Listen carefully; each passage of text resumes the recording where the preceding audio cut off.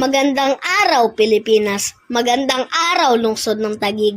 Kasama ang buong GCMS News Team. Ako si Ivan Zamir Ailani. Hatid sa inyo ang tampok na balita ngayong araw.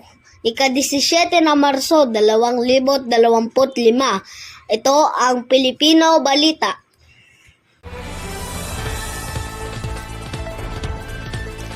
Anyos rider nakipagabulan sa mga pulis, sinita na walang helmet sa Marilake Highway. Isang 15 anyos na rider na unang sinita dahil walang suot na helmet ang nakipagabulan sa mga pulis sa Marilake Highway sa Rizal, kamakalawa ng gabi. Mangyak-ngyak naman ang rider matapos na masukol na mga humahabol na pulis. Makaraan ang ilang minutong habulan. Ayon kay Baras Police Chief Major Roberto Papa, walang suot na helmet ang binatilyo habang sakay ng motorsiklo at may mga kasamang kaibigan. Nang maispatan ng mga pulis sa Marilake Highway, sakop ng Baras Rizal nitong Martes ng gabi. Nang makita ang paparating na pulis, sinigawan umano ang binatilyo ng mga kasamahan niya na tumakas sanhi upang humarurot siya papalayo.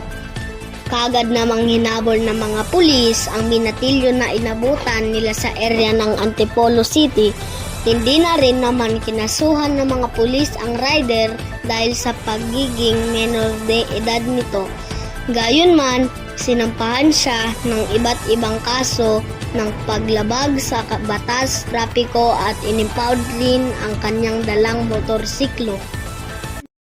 At kayo'y patuloy na nakikinig sa GCMS Pilipino Balita. Bahagya muna namin ihinto ang programa at tayo'y makinig sa maikling patalastas.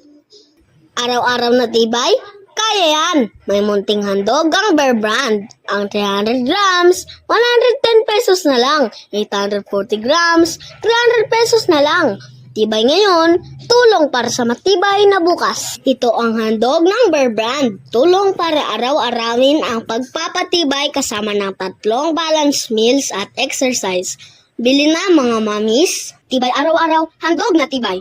Bear Brand, araw-araw. ASC reference number N0205P071323B. At muli tayong nagbabalik para sa ulat panahon. Maospital dahil sa init ng panahon, sasagutin ng PhilHealth. Sasagutin na ng PhilHealth ang gastusin ng sinumang maospital dahil sa matinding init ng panahon. Ito naman ang sinabi ni Philippine Health Insurance Corporation, PhilHealth Acting President at CEO, Dr. Edwin Mercado, kung saan nakapaloob sa naturang package ay heat exhaustion at heat stroke na nagkakahalaga ng 12,675 pesos. Nasa 18,135 pesos naman ang ibibigay sa mga miyembro at dependent nito para naman sa pagkaka-hospital dahil sa heat fatigue. Dahil dito, hinikayat ng PhilHealth ang maagap na pagkikilos sa mga heat-related condition, kaya't pinaalalahanan ni Dr. Mercado ang mga miyembro at dependent nito na gamitin ang konsulta packages. Kasabay nito, pinag-iingat ng PhilHealth ang publiko hingil sa mga sakit na posibleng dulot ng matinding init ng panahon. Kaya't pinapayo nila na maging hydrated ang lahat sa pamamagitan ng pag-inom ng maraming tubig at iwasang bumabad sa araw. Para sa Pilipino Balita, muli ako si Ivan Zamir Ailani. Magandang araw!